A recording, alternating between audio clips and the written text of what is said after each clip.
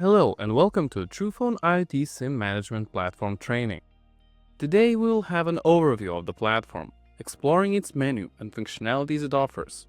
The Dashboard tab gives us basic information such as active SIMs, available SIMs, consumption of data for this month, sent charged SMS, and also different customizable notifications. Organization tab has profiles and users. Profile contains basic information. The only thing I would like to draw your attention is billing cycle.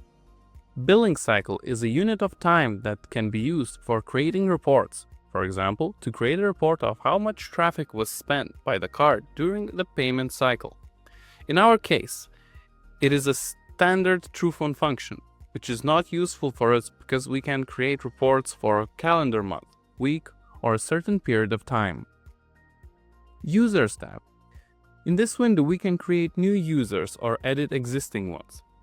There are two user roles: customer user and tech user. Customer user has fewer rights.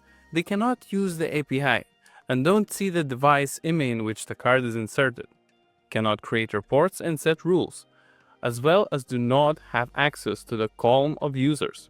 Right now we're going to look at how to add a new user. We press Add New User.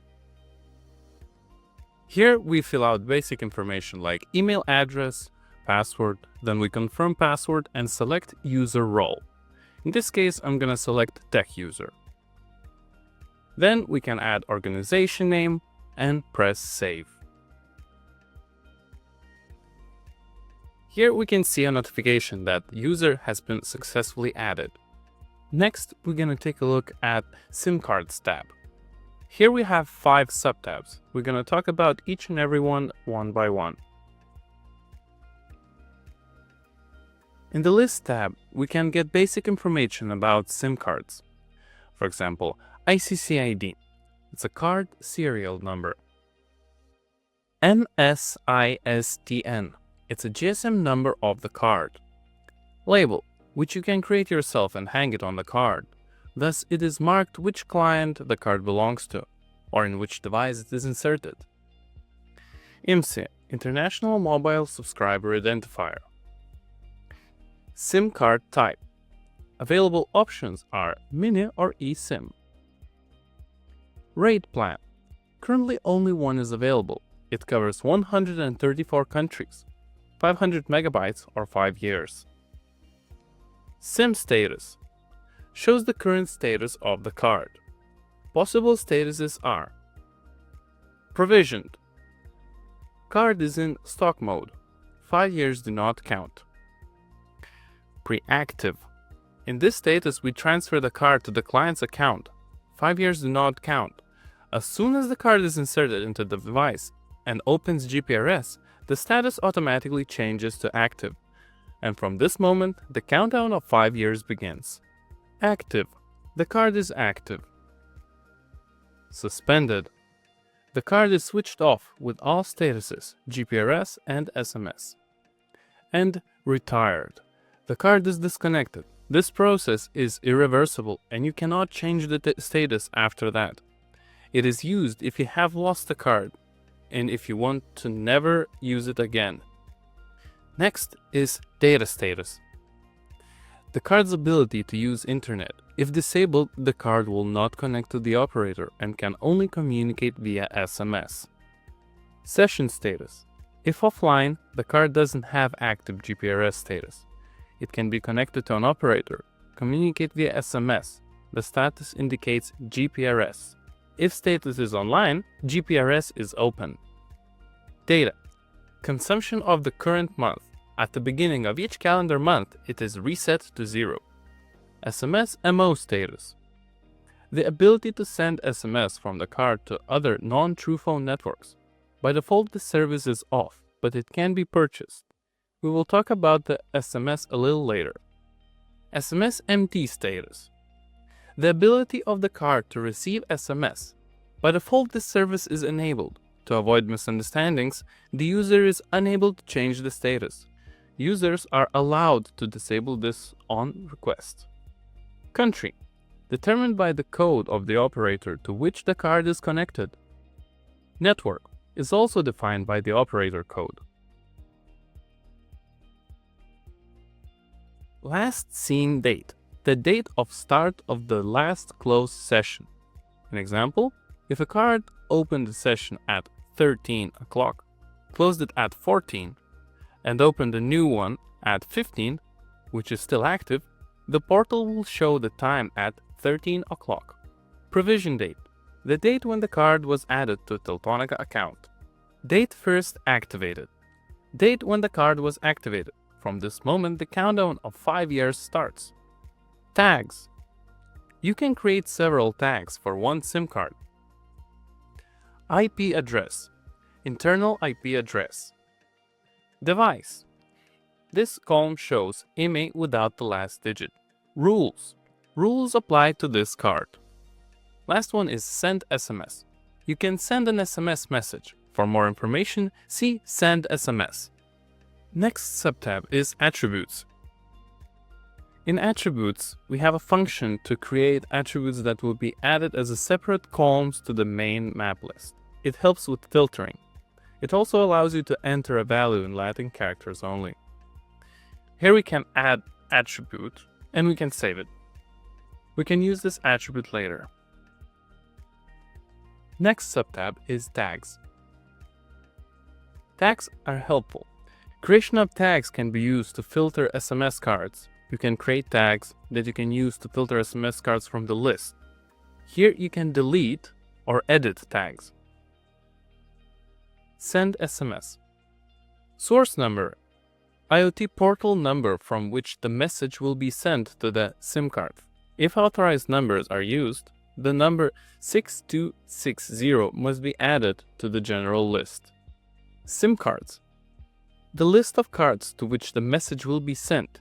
You can select several of them or all of them.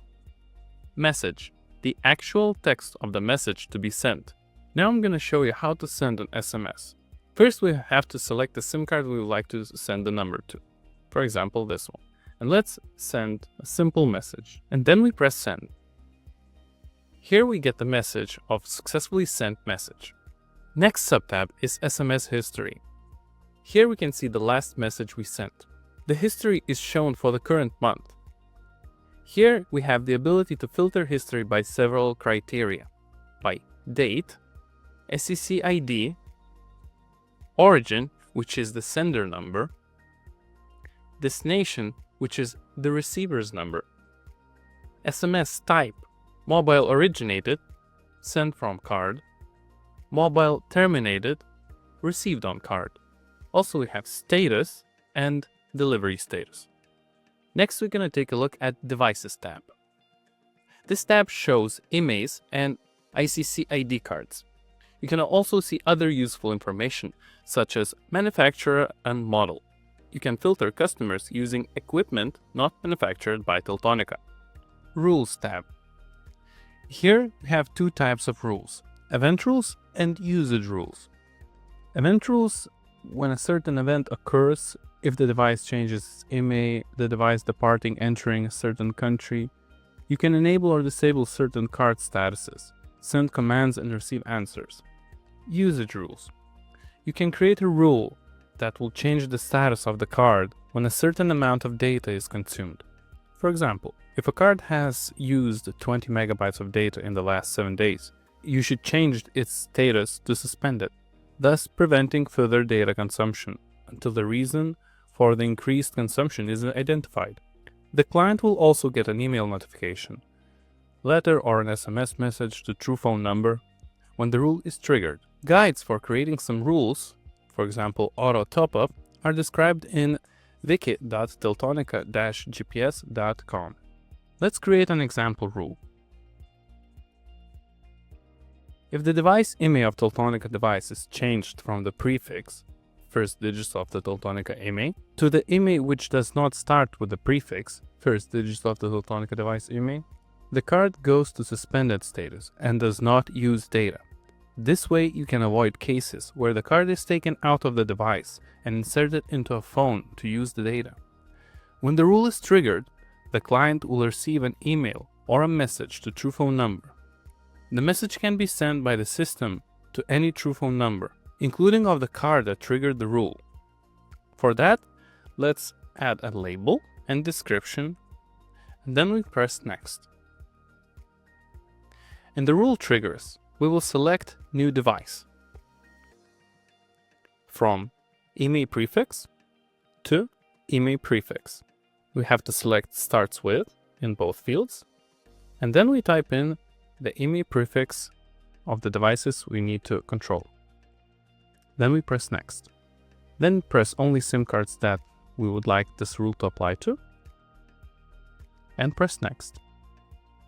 In the Change SIM card status, we need to select what happens when the rule activates. We can activate, retire, or suspend cards. In this case, we need to suspend the card.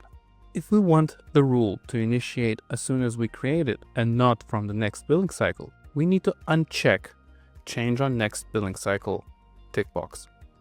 Then we press Next. Here, we can define email or an SMS number to receive a notification when the rule is triggered. But this only works for TruePhone numbers. And then we press Finish. If we successfully created a rule, you will see a notification where it says that rule with label default successfully added. And you will see this rule here. Next, we're going to take a look at the Notifications tab. Here we can see the history of SIM cards, status changes. You can track when and which cards, as well as services, were updated, turned on, or off. For example, let's look at this card. This card has been suspended on 2023 February 28, 10:46 UTC. Now let's take a look at Reports tab.